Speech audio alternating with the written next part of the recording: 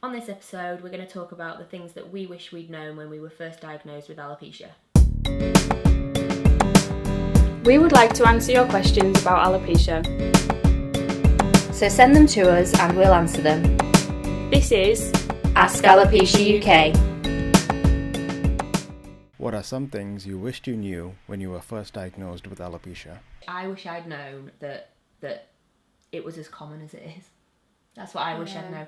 I wish I'd known that there was actually a huge number of people in the UK and around the world that had alopecia. I wish I'd known that there was some other people out there that I could get in touch with. It would have helped had my GP pointed me in the direction of Alopecia UK early on.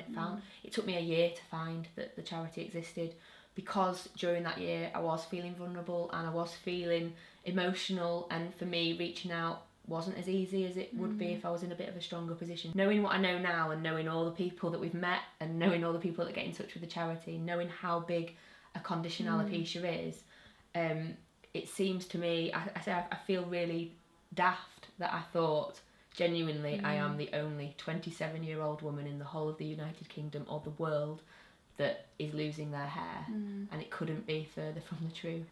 And yeah, it's definitely, when I think back when I was younger, how I just thought like I'm the only one with this, and you just felt so different and so didn't relate to anybody and couldn't find that person to relate to. And I wish I'd known that as well.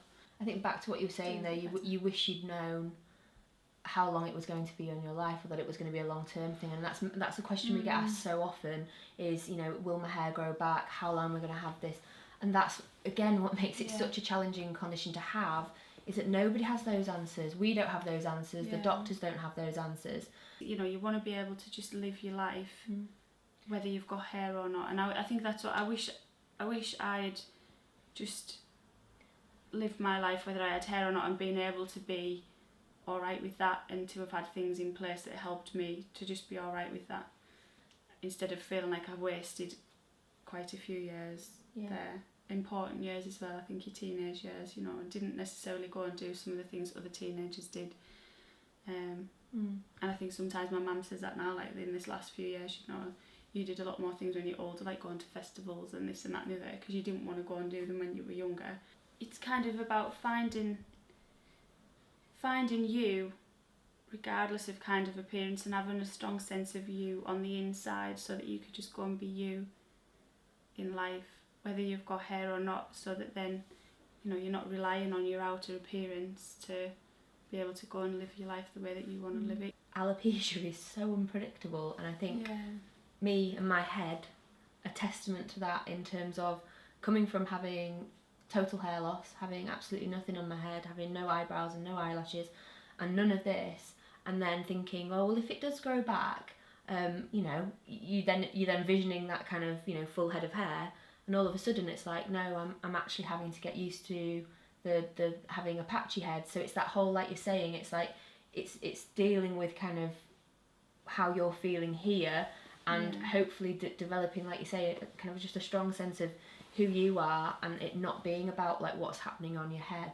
So because of this, and that's so important, just because of how unpredictable it is. So like when I was younger, I used to be like, I'll do that when my hair comes back, and I'll do all these things when my hair comes back, and the reality is that it might never come back, and if it does, you don't know if even regardless of whether it does or it doesn't, you don't know if wasted all those years waiting for it to come back. Like my hair did come back, but I just feel like between the ages of sort of 12 and 16, 17, whatever, like that I just didn't really get as much out of those years as what I could. No.